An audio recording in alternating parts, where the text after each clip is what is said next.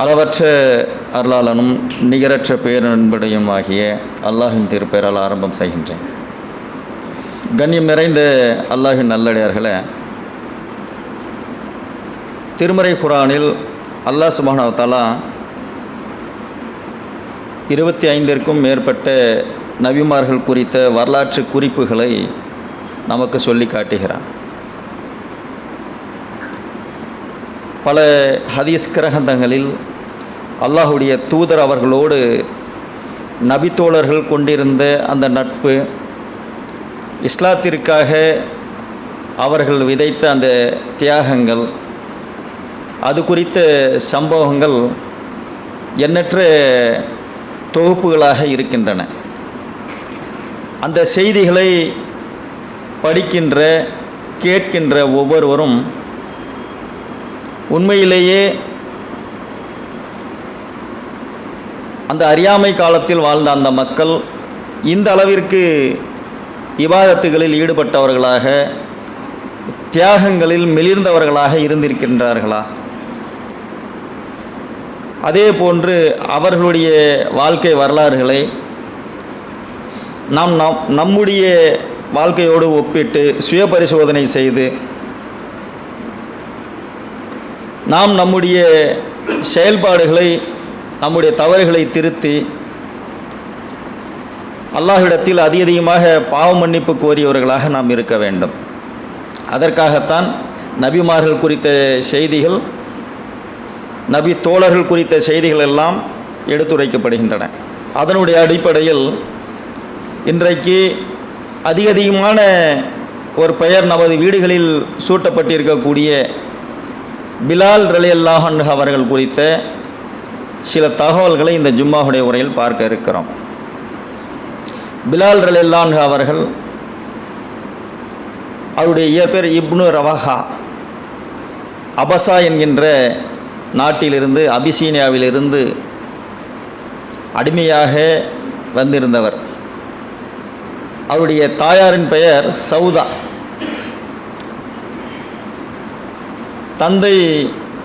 தந்தையும் சரி தாயும் சரி ஒரு கருப்பினத்தை சார்ந்தவர்கள், அடிமைகளாக இருந்தவர்கள். தாயும் அடிமை, தந்தையும் அடிமை, பிலால் அவர்களும் அடிமையாகத்தான் இருந்தார்கள். பெரும்பாலும் கருப்பினத்தை சார்ந்தவர்கள் உதடுகள் தடித்தவர்களாக, மெலிந்த கால்களோடு, சுருட்டை முடிகளோடு, மற்றவர்கள் பார்ப்பதற்கு அருவருப்பாக எப்படி நினைப்பார்களோ அப்படி தான் அல்லாஹ் அவர்களை படைத்திருக்கிறான். ஆனால் அல்லாஹ் அவர்களுடைய நிறத்தையோ குலத்தையோ பார்ப்பது கிடையாது. இல்லா பி தக்வா, அவர்களிடத்தில் இருக்கக்கூடிய இறையச்சத்தை தான் அல்லாஹ் பார்க்கக்கூடியவனாக இருக்கிறான். பிலால் அவர்கள் குறித்த செய்திகளை அம்மார் ரலியல்லாஹு அன்ஹு அறிவிக்கிறாங்க. பிலால் அவர்கள் மக்காவுடைய சந்தையில் விற்பனைக்கு வரப்படுகிறார். அவர் சந்தையில் விற்பனை செய்கிறாங்க. சந்தைகளில் கிருஷ்ணகிரி பக்கத்தில் குருபரப்பள்ளியெல்லாம் இருக்கும். அங்கே போய் பார்த்தீங்கன்னா அந்த கால்நடைகளை விலை பேசக்கூடியவர்கள் எப்படியெல்லாம் விலை பேசுவான்னு பார்க்கலாம். கால்நடைகளுடைய தோள்களை கிள்ளி பார்த்து, உடலை கிள்ளி பார்த்து எப்படி வாங்குவார்களோ அப்படித்தான் பிலால் அவர்களையும் வாங்கினார்கள். அப்போது பிலால் அவங்க சொல்லி காட்டுறாங்க, கால்நடைகளை வாங்குவது போன்று எங்களையும் வாங்குவார்கள். அடிமை சந்தைகள் நடைபெறும். நாங்கள் சில சாகசங்களை செய்து காட்ட வேண்டும். அவர்களிடத்தில் சில சாகசம்லாம் செய்து காட்டணும். அப்பொழுது உமையா என்கின்ற ஒருவர் எங்களை விலைக்கு வாங்கினார். அவரிடத்தில் இரவெல்லாம் நாங்கள் பேரித்தம்பழத்துக்கு அந்த விதைகளை, கொட்டைகளை நீக்குவதும், பகலெல்லாம் ஒட்டகத்திற்கு பாலை கறப்பதும் தான் எங்களுடைய வேலையாக இருந்தது. அந்த நேரத்தில் உமையாவை சந்திப்பதற்காக அபுஜஹல் வருகிறார். 2 பேரும் பேசிக்கொள்கிறார்கள். உமையாவே, நமது சமுதாயத்து மக்களிடத்தில் அப்துல் முத்தலிஃபுடைய பேரன் அபு தாலிப் அவர்களுடைய சகோதரருடைய மகன் முகமது என்பவர் வந்திருக்கிறார். அவர் நம்மிடையே வாழ்ந்து கொண்டிருந்தவர். அவர் இப்பொழுது ஒரு செய்தியை நம்மிடத்தில் சொல்லுகிறார். என்ன செய்தி தெரியுமா? தான் தான் இறை தூதர் என்று சொல்லுகிறார். வணக்கத்திற்குரியவன் அல்லாஹ் மாத்திரம்தான் என்கின்ற செய்தியும், எஜமானும் அடிமையும் எந்த பேதமும் கிடையாது, அவர்கள் சமமானவர்கள் தான். அதே போன்று குலத்தை வைத்து, இவர்களெல்லாம் குலத்தை வைத்து பெருமையாக பேசிக் கொண்டிருந்தவர்கள். குலத்தை வைத்து எந்த மனிதரும் உயர்ந்தவரும் அல்ல, தாழ்ந்தவரும் அல்ல. அதே போன்று நிறத்தை வைத்து எந்த மனிதரும் உயர்ந்தவரும் அல்ல, தாழ்ந்தவரும் அல்ல. அவர்களிடத்தில் சிறந்தது இறைச்சம்தான் என்று மக்களிடத்தில் சொல்லுகிறார். இதை பிலால் அவங்க கேட்டுட்டு இருக்கிறாங்க. என்ன வகையான கொள்கை இது? என்ன கொள்கையை சொல்றாங்க? எனது தந்தை ஒரு அடிமை, எனது தாயும் ஒரு அடிமை, நானும் அடிமையாக இருக்கிறேன், எனது எஜமானனும் அடிமையும் சமமா? வணக்கத்திற்குரியவன் ஒரே ஒருவன் தானா? குலத்தால் எந்த பெருமையும் கிடையாதா? இப்படி சொல்லக்கூடிய, சமத்துவத்தை போதிக்கக்கூடிய ஒரு மார்க்கம் இருக்கிறதா? அந்த மார்க்கத்தை குறித்து நாங்கள் அறிந்து கொள்ள வேண்டுமே என்று அல்லாஹ்வுடைய தூதர் அவர்களை சந்திப்பதற்காக சென்று விடுகிறார் பிலால். அங்கே இஸ்லாத்தை ஏற்றவர்கள் அம்மார், அபூபக்கர், யாசிர் ரலியல்லாஹு, சுமையா, சுஹைப், இவர்களோடு பிலால், இவர்கள் மாத்திரம்தான் இஸ்லாத்தை ஏற்றுக்கொண்ட ஆரம்ப நாட்களில் இஸ்லாத்தை ஏற்றவர்கள். இந்த செய்தியை கேட்டுவிட்டு அல்லாஹ்வுடைய தூதரிடத்திலே பையத்து செய்துவிட்டு பிலால் அவர்கள் திரும்பி வருகிறார்கள். தன்னுடைய இடத்தில் நின்று தொழுது கொண்டிருக்கிறார்கள். சில காலம் கடந்து விடுகிறது. ஒரு இரவில் சற்று சத்தமிட்டு தொழுகிறார். அபூஜஹல் அந்த இடத்துல உமையா பார்க்கிறார். முதல்ல உமையா பார்த்துட்டு, என்ன ஒரு வித்தியாசமான ஒரு வணக்க முறையாக இருக்கிறது, ஒரு கருப்பின பெண்ணிற்கு பிறந்தவர், ஒரு அடிமை, இவர் புதிதாக வேற ஏதேனும் கொள்கையை ஏற்றுக்கொண்டாரா?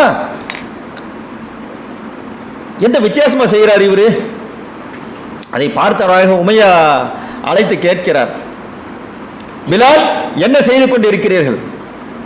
நான் தூய இஸ்லாத்தை ஏற்றுக்கொண்டேன், சமத்துவத்தை போதிக்கின்ற அந்த இஸ்லாத்தை எனது வாழ்க்கை நெறியாக நான் ஏற்றுக்கொண்டேன். இவ்வளவுதான் சொல்றார். சொன்ன உடனேயே தன்னுடைய எந்த அளவிற்கு ஒரு மனிதரை துன்பப்படுத்த வேண்டுமோ அந்த அளவிற்கு உமையா அதிகமாக வேதனைப்படுத்துகிறார். பாலைவன மணலில் ஆடைகள் எல்லாம் கலற்றி நிர்வாணப்படுத்தி பிலால் அவர்களை அந்த பாலைவன வெயிலில் உட்கார வைப்பது, பெரிய பெரிய பாறாங்கல்லை தூக்கி நெஞ்சின் மீது சுமக்க வைப்பது, அவரது தலையை தண்ணீரில் மூழ்க வைப்பது. இன்னும் சொல்ல வேண்டும் என்றால், இந்த கால்நடைகள்ல அதனுடைய 2 கால்களையும் ஒரு கம்பில் கட்டி எப்படி எடுத்துக்கொண்டு செல்வார்களோ அதை போன்று இவருடைய கைகளையும் கால்களையும் கம்பில் கட்டி எடுத்துக்கொண்டு சென்று அதன் கீழ் நெருப்ப வைத்து மூட்டுவார்கள். நெருப்பினால் அந்த தேகம் முழுவதும் கசிந்து உருகி சீலும் சலமுமாக இரத்தமுமாக அந்த நெருப்பை அணைத்துவிடும். சாதாரணமான தண்டனைலாம் கிடையாதுங்க. நம்ம நினைக்கிறோம்ல, ஏதோ ஒரு காலத்தில் இதெல்லாம் ஒரு வரலாற்று படிப்பினையாக, ஒரு குறிப்புகளாக கேட்டுக்கொண்டு அப்படியே கடந்து செல்லக்கூடிய மக்களாக இருக்கிறோம். வீடுகளில் ஏதேனும் சிறிய அளவிற்கு துன்பம் ஏற்பட்டு விட்டால், வேதனைகள் ஏற்படுத்தி விட்டால், அந்த வேதனைக்கு நான் தான் பொறுப்பு என்பது போல, நான் தான் அதை நீக்குவோம் என்பது போல நாம் எப்படி நினைத்துக் கொண்டு மனதளவில் அழுத்தங்களை சுமந்தவர்களாக நாம் எப்படி திரிகிறோமோ, சஹாபாக்கள் காலத்தில், நபி தோழர்கள் காலத்தில் அவர்கள் எந்த அளவிற்கு துன்பப்படுத்தப்பட்டாலும் வேதனைப்படுத்தப்பட்டாலும் அதை அல்லாஹ்விடத்தில் முறையிடக்கூடியவர்களாக இருந்தார்கள். அல்லாஹ்விடத்தில் இறைந்து கேட்டு எவ்வளவு பெரிய பிரச்சனையாக இருந்தாலும் சரி.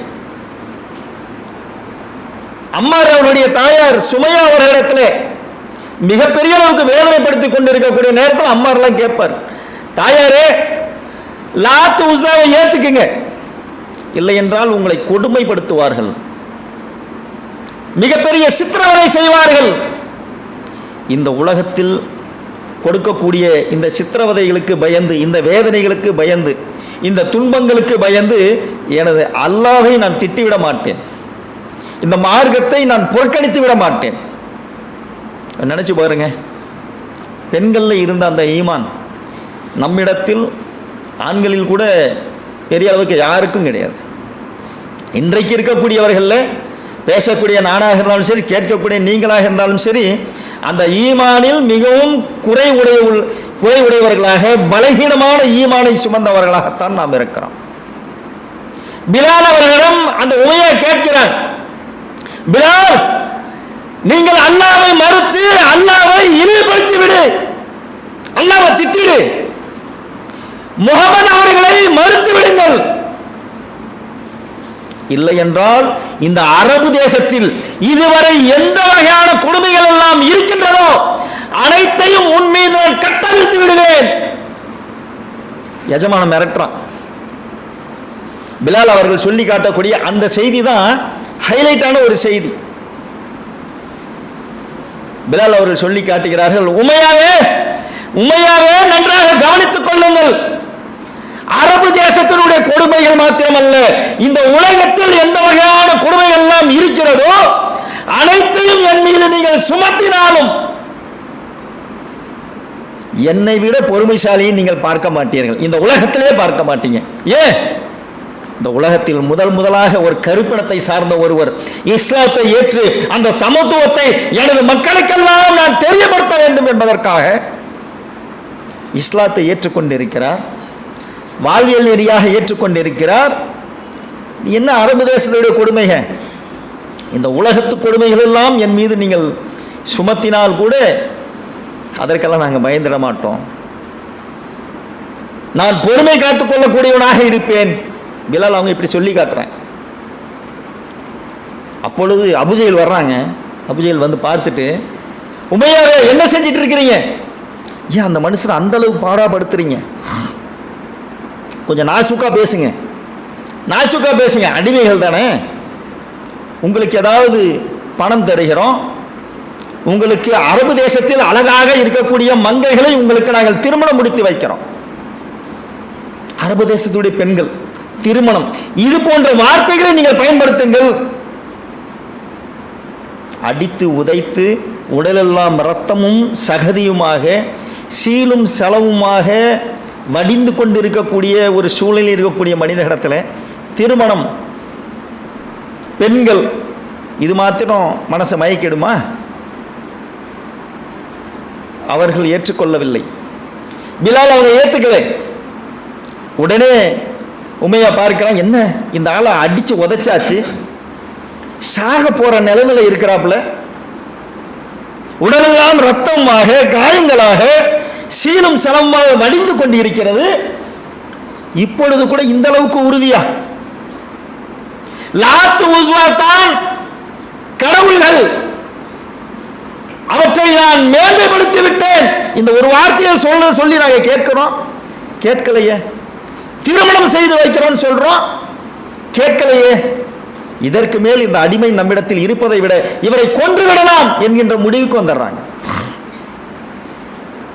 அவருடைய கழுத்தில் இரும்பு சங்கிலிகளை போட்டு விலங்குகளை, நாய்களுக்கு, ஒரு மிருகங்களுடைய கழுத்தில் எப்படி சங்கிலிகளை பிணைப்பார்களோ அப்படி அவருடைய கழுத்தில் சங்கிலிகளை பிணைத்து, சாதாரண சங்கிலிலாம் கிடையாதுங்க, நாம நினைக்கிற மாதிரி இங்கே கட்டி போகிற மாதிரி சங்கிலி பிடிச்சி இப்படி இழுத்துட்டு போகிறதெல்லாம் கிடையாதுங்க. இரும்பினால் ஆன சூடுபடுத்தப்பட்ட சங்கிலிகளில் கொக்கிகள் கொண்ட கழுத்தில் வச்சு இப்படி இழுத்துட்டு போவாங்க. இதற்கு மேல் இந்த அடிமையை வச்சுட்டு என்ன பண்ணுறது? உடல்லாம் ரத்தமாக இருக்குது, என்ன பண்ணுறது? இழுத்துட்டு போவாங்க. அந்த மக்காவுடைய வீதிகளில் பிலால் அவர்களை இழுத்து கொண்டு செல்லுவார்கள். அதை பார்த்துவிட்டு அங்கே இருக்கக்கூடிய சிறுவர்கள் எல்லாம் இதோ செல்லுகிறார் பைத்தியக்காரர், இதோ செல்லுகிறார் பைத்தியக்காரர் என்று சொல்லி அவர்கள் மீது கற்களை எறிந்து வீசுவார். அதை பார்த்து கொண்டிருக்கக்கூடிய ஒரு நேரத்தில் அபூபக்கர் ஓடி வரார். உமையா, என்ன செய்றீங்க? அல்லாஹ்வை வணக்கத்துக்குரியவனாக ஏற்றுக்கொண்ட ஒரே காரணத்திற்காக ஒரு மனிதனை இந்த அளவிற்கு நீங்கள் சித்திரவதை செய்வீர்களா? அவரை விலைக்கு விட்டுடுங்க. மிஸ்பல் வாஹிதா, எத்தனை திர்ஹம் கொடுக்கிறீங்க? என்னது, ஒரு அடிமை, உடலெல்லாம் ரத்தமாக சீரும் சலமாக இருக்கக்கூடிய ஒரு அடிமைக்கு விலை பேசுகிறீர்களா? சரி, சும்மா சொல்லி வைக்கலாமே. 5 தங்க காசு கொடுக்கிறீங்களா? 5 தங்க காசு. அவர் கேட்கிற அதிகமாக கேட்கிறோன்னு நினைச்சுக்கிட்டு 5 தங்க காசு கொடுக்கிறீங்களா? கொடுக்கிறோம். அபூபக்கர் சொல்றாங்க, கொடுக்கிறோம். 5 தங்க காசுகளை கொடுத்து அபூபக்கர் அவர்கள் இவரை விலைக்கு வாங்கி, பிலால் அவர்களை விலைக்கு வாங்கி விடுதலை செய்கிறார். அதை பார்த்துவிட்டு உமையா சொல்லி காட்டுகிறான். அவனும் அவனோடு இருந்த அந்த குறைஷிகளில் இருக்கக்கூடியவர்களும் சிரிக்கிறாங்க, ஏளனமாக பேசுகிறாங்க. அபூபக்கர் மூளை மழுங்கி விட்டதா? இன்னும் கொஞ்ச நேரத்தில் இறந்துருவார். எது போன்ற அடிமையை நீங்க தேர்வு செஞ்சிருக்கிறீங்க? இந்த அடிமைக்கு 5 தங்க காசுகளா? அபூபக்கர் அவர்கள் சொல்லி காட்டுகிறார்கள், இவருக்காக நீ 5 தங்க காசு அல்ல, 100 தங்க காசுகள் ஆனாலும் நான் கண்டிப்பாக கொடுப்பேன். ஏன் தெரியுமா? அல்லாஹ்வை ஏற்றுக்கொண்டவர், இஸ்லாமிய மார்க்கத்தை ஏற்றுக்கொண்டவர். ஆகையால் 100 அல்ல, அல் ஃபத்ராஹிம் 1000 தங்க காசுகள் ஆனாலும் பிலாலை நான் விலைக்கு வாங்கி இருப்பேன். 1000 தங்க காசாலும் நான் விலைக்கு வாங்கியிருப்பேன். அப்படி விலைக்கு வாங்கி தான் அபூபக்கர் அவர்கள் விடுதலை செய்கிறாங்க. ஹாலித் பின் வலீத் அவர்களை சொல்லுவோம்ல, சைஃபுல்லாஹ் அல்லாஹுடைய வால், அஸ்ஸத்துல்லா ஹம்சார் அலில்லான் அவர்களை அல்லாஹுடைய சிங்கம், மூவத்தின் ரசூலுல்லாஹி ஸல்லல்லாஹு அலைஹி வஸல்லம் அல்லாஹுடைய தூதர் அவர்களோடு நிழலாக இருந்து பாங்கு கொடுத்தவர் என்கின்ற பெயர். விடுதலை செஞ்சிட்டாங்க. விடுதலை செஞ்ச உடனே இங்கே என்ன நிலைமை சூப்பராக இருக்குதா? அல்லாஹுடைய தூதர் இடத்துல, அல்லாஹுடைய தூதரோடு சுதந்திரமாக இருக்கக்கூடியவர்கள் எல்லாம் வேதனைப்படுத்தப்பட்டு கொண்டிருந்த அந்த காலம் அது. அவர்களோடு வந்து சேர்ந்தவுடனே அல்லாஹுடைய தூதர் சொல்கிறாங்க, நானும் பிலாலும் இஸ்லாத்தை சொல்கிறதுக்காக மக்காவுடைய நகரத்துக்கு வெளியில் போய் உட்கார்ந்துருவோம். யாராவது இஸ்லாத்தை நோக்கி வந்தால் அவர்களிடத்தில் மறைவாக சொல்லுவோம் இஸ்லாத்தை. அப்படி என்றால் பிலால் அவர்கள் வந்து இருக்கக்கூடிய நேரத்தில் அல்லாஹுடைய தூதர் அவர்கள் சொல்லி காட்டுகிறார்கள், என்னையும் பிலால், நானும் பிலாலும் கொடுமைப்படுத்தப்பட்டது போன்று, வேதனைப்படுத்தப்பட்டதை போன்று யாரும் அந்த அளவிற்கு செஞ்சிருக்க மாட்டாங்க. எங்களுக்கு சாப்பிடுவதற்கு உணவு இருக்காது. சில வேளைகளில் பிலால் அவர்கள் வெளியே செல்லுவார், காய்ந்த ரொட்டி துண்டுகளை தனது அக்கல் பகுதியில் சேமித்து வைத்து எங்களிடத்தில் கொண்டு வந்து கொடுப்பார். இப்படி இருக்கக்கூடிய அந்த காலகட்டம் மதீனாவிற்கு ஹிஜ்ரத் செய்கிறார்கள். மஸ்ஜிதுன் நபவி பள்ளிவாசல் கட்டப்படுகிறது. அனைவரும் தொழுகைக்காக அழைக்க வேண்டும். எப்படி அழைக்கிறது?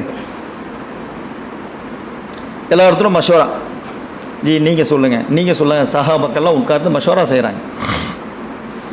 அல்லாஹ்வுடைய தூதர் கேட்கிறார்கள். சில சஹாபாக்கள் சொல்லுகிறார்கள், பாங்கு கொடுக்கணும், அவ்வளோதானே, இப்படி சொல்லுங்களேன், தொழுகைக்காக அழைக்கணும் தானே. டப்ஸ் அடிக்கலாமா, கொட்டு அடிக்கலாமா, சில பேர் மணி அடிக்கலாமா, சில பேர் இன்னும் உயரமான பகுதியில் போய் நெருப்பை மூட்டி வைக்கலாமா. நெருப்பு மூட்டப்படுகின்ற அந்த நேரத்தை பார்த்த உடனே தொழுகைக்காக நேரம் வந்து விட்டது இப்படி நினைப்பாங்கல்ல. இப்படி எல்லாம் ஆலோசனைகள் சொல்கிறாங்க மஷூரால. அல்லாஹ்வுடைய தூதர் இப்போ சொல்கிறாங்க, போய் தூங்கிடுங்க, சுபூல வாங்க பார்க்கலாம். ஃபஜர் தொழுகை வருகிறது. அல்லாஹ்வுடைய தூதர் அவர்கள் பிலால் அவர்களை அழைக்கிறார்கள். பிலால், பள்ளிவாசல் மீது ஏறுங்கள், சில வார்த்தைகளை நான் கற்றுத் தருகிறேன், அதை சொல்லுங்க. முதல் பாங்கு அல்லாஹு அக்பர், அல்லாஹு அக்பர்.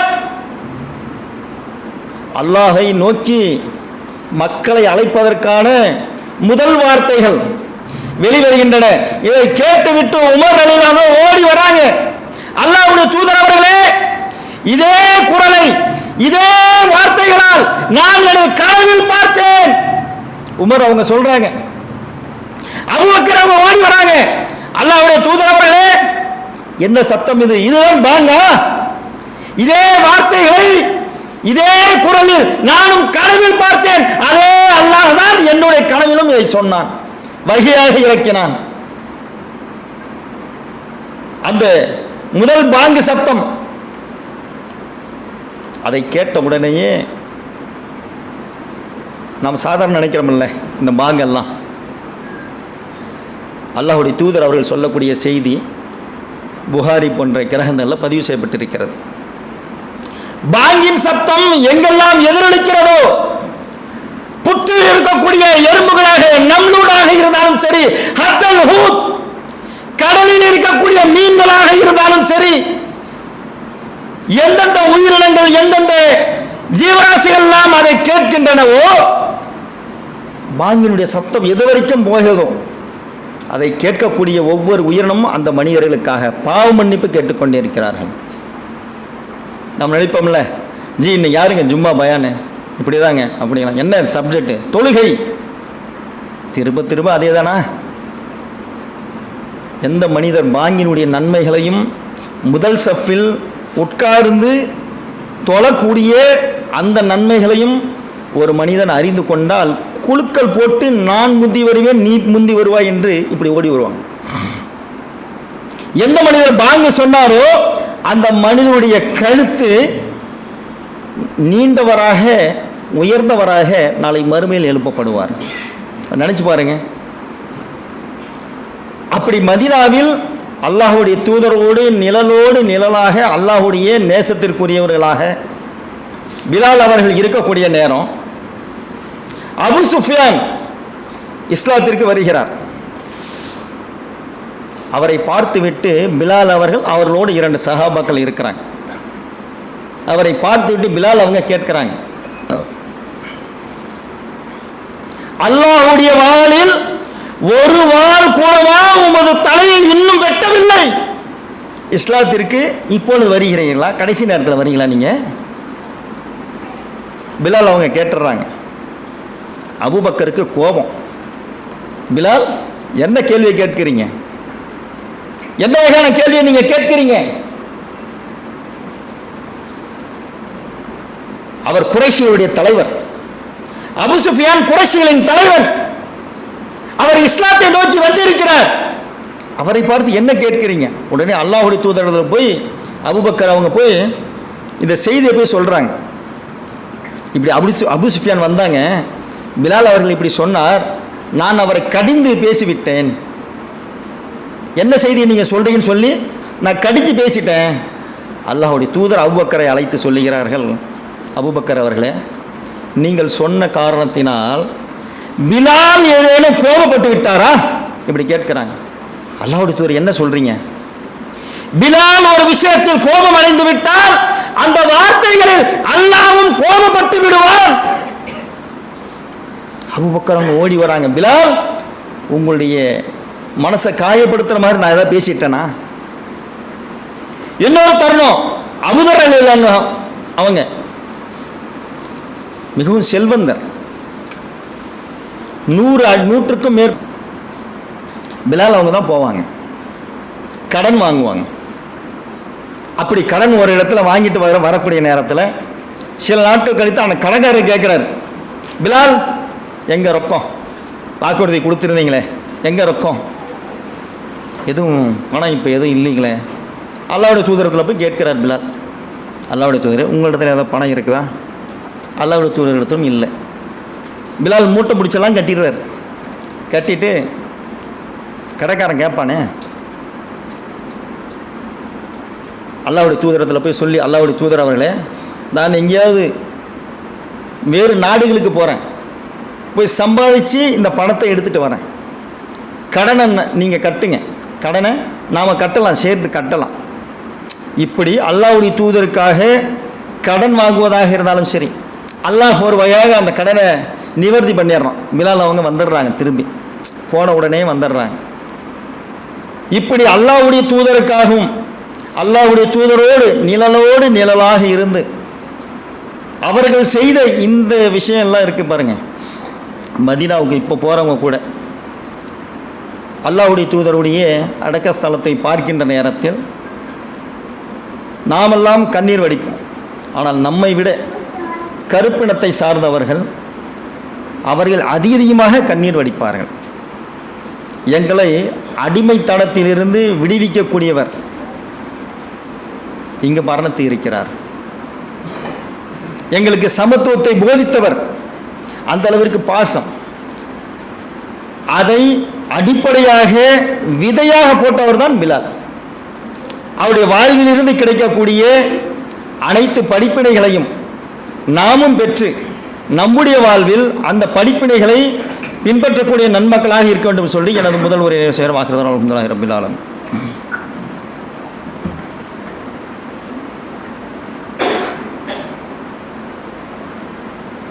அல்ஹம்துலில்லாஹ். அன்பிற்குரிய சகோதரர்களே, அல்லாஹுடைய தூதர் அவர்கள் மரணித்த பிறகு ஏறத்தாழ 1.5 ஆண்டு காலம் அபூபக்கர் அவர்களுடைய ஆட்சி காலம். அபூபக்கர் அவங்க பிலால் அவர்களை அழைத்து, பிலால் பாங்கு கொடுத்துருங்க. இல்லை, என்னால் கொடுக்க இயலாது, பாங்கு கொடுக்க மாட்டேன். ஏன்? அஷ்ஹது அன்ன முஹம்மது ரசூலுல்லாஹ் என்று சொல்லுகின்ற நேரத்தில் எனது குரல் செத்து விடும், சொல்ல முடியாது என்னால். அல்லாஹுடைய தூதர் அவர்களை சுமக்காத இந்த பூமியில், அவருடைய உயிரை சுமக்காத இந்த பூமியில் கண்டிப்பாக நான் பாங்கு கொடுக்க மாட்டேன் இப்படி சொல்கிறார். இல்லை, நீங்கள் கொடுத்து தான் ஆகணுன்றாங்க அபூபக்கர். பிலால் அவங்க சொல்கிறாங்க, அபூபக்கர் அவர்களே, நீங்கள் அல்லாஹ்வுக்காக என்னை விடுதலை செய்திருந்தால் விட்டுடுங்க, ஆனால் உங்களுக்காக என்னை விடுதலை செய்திருந்தால் நான் பாங்கு கொடுக்குறேன்றாங்க. அபூபக்கர் கலங்கி போயிடுறாங்க. பிலால், என்ன வார்த்தையை சொல்லிட்டீங்க? அல்லாஹ்வுக்காக தான் உங்களை நான் விடுதலை செஞ்சேன், அப்படி என்றால் நான் இருக்கின்ற வரையாவது என்னோடு நீங்கள் இருந்து விடுங்கள்ன்றாங்க. அல்லாஹுடைய தூதரோடு நேசம் கொண்ட சஹாபாக்கள் அவர்களை விட்டு பிரிவது என்பது எவ்வளோ பெரிய ஒரு சோகமான நிகழ்வு. நான் இருக்கின்ற வரையாவது நீங்கள் என்னோடு இருந்து விடுங்கள். அபூபக்கர் மரணிக்கின்ற வரை கூட தான் இருந்தாங்க. அதன் பிறகு பெண்கள் பகுதியில் சத்தம் வேணாம். அதன் பிறகு உமர் ரலியல்லாஹு அவருடைய ஆட்சி காலம். உமர் ரலியல்லாஹு, பெண்கள் பகுதியில் சத்தம் போடாதீங்க. உமர் ரலியல்லாஹு அவர்களுடைய ஆட்சி காலம். அவர்கள் திரும்பவும் அவர்களை அழைக்கிறார். பிலால், நீங்கள் வந்து பாங்கு கொடுத்துருங்க, பாங்கு கொடுத்துருங்க. என்னால் முடியாது, நான் ஷாம் நாட்டிற்கு நான் செல்லுகிறேன், அந்த நாட்டிற்கு நான் சென்று அந்த நாட்டினுடைய விடுதலைக்காக அங்கே நான் போய் பணிபுரிகிறேன். அப்படி போயிடுறாங்க. ஷாம் நாட்டுக்கு போன பிறகு, அந்த நாடு வெற்றி கொள்ளப்பட்ட பிறகு அந்த நாடு வந்து உமர் ரலியல்லாஹு அவங்களுடைய கண்ட்ரோலில் வருது. அங்கு பார்ப்பதற்காக உமர் ரலியல்லாஹு போகிறாங்க. இங்கே தானே பிலால் அவங்க இருந்தாங்க. தேடுகிறார், பிலால் அவங்க எங்கே இருக்கிறாங்க? பிலால் அவர்கள் அழைத்து வருகிறார்கள். அப்பொழுது உமர் கேட்கிறாங்க, உமர் ரலியல்லாஹு அவங்க கேட்குறாங்க, பிலால் அவர்களே, எனக்காக பாங்கு ஒரு முறை கொடுங்களேன், பாங்கு கொடுங்களேன். சொன்ன உடனேயே மீண்டும் மறுக்கிறார், அழ ஆரம்பித்து விடுகிறார். உமர் ரலியல்லாஹு அவங்க அழுது கொண்டே கேட்கிறார், பிலால், எனக்காக ஒரே ஒரு முறை பாங்கு கொடுக்க மாட்டீங்களா? அமீருல் மூமின் அவர்களே, நீங்கள் அழாதீர்கள், உங்களுக்காக நான் பாங்கு தருகிறேன் என்று சொல்லி மீண்டும் 2வது முறையாக அல்லாஹ்வுடைய தூதர் அவர்கள் மரணித்த பிறகு மீண்டும் ஒலித்தது, அல்லாஹு அக்பர், அல்லாஹு அக்பர். அதை கேட்டு உள்ளமெல்லாம் அதிர்ந்து போய் குலுங்கி குலுங்கி அழ ஆரம்பித்து விடுகிறார். அவர்களுக்கெல்லாம் அல்லாஹுடைய தூதர் அவர்கள் நம்மோடு எப்படியெல்லாம் பயணித்தார்கள், எப்படியெல்லாம் அறிவுரை கூறினார்கள், இந்த செய்திகள் தான் சஹாபாக்களுக்கு மத்தியில் எதிரொலிக்கும். உண்மையில் நாம் இஸ்லாத்தை ஏற்றுக்கொண்டு இருக்கிறோம். அதனுடைய தூய இஸ்லாத்தை ஏற்றுக்கொண்டு சத்திய மார்க்கத்தை பின்பற்றக்கூடியவர்கள், அல்லாஹுடைய தூதருடைய அறிவுரைகள் நித்தமும் நம்முடைய நினைவுகள் வந்து கொண்டே இருக்க வேண்டும். அதற்காகத்தான் படிப்படிகளாக அதிகமான சஹாபாக்களுடைய வரலாற்றுகளை எல்லாம் நாம் கேட்கிறோம். பிலால் அவர்கள் மரணிக்கக்கூடிய நேரம், அவர் மரணிக்கக்கூடிய நேரத்தில் அவருடைய மனைவிமார்கள் உட்கார்ந்து கொண்டு அழுது கொண்டு இருக்கிறார். பிலால் அவர்கள் சொல்லி காட்டுகிறார்கள், அழாதீர்கள், ஏன் நான் எனது தூதரை விரைவில் சந்திக்கப் போகிறேன், மகிழ்ச்சியோடு இருங்கள் என்று அவர் சொல்லி காட்டினார். அதே மகிழ்வோடு நாம் இந்த பாங்கை கொடுப்பதாக இருந்தாலும் சரி, முன்பகுதியை நேர்ப்புவதாக இருந்தாலும் சரி, அது அந்த நன்மையில் முந்தியவர்களாக இருக்க வேண்டும் என்று சொல்லி எனது உரையை நிறைவு செய்வார்கள்.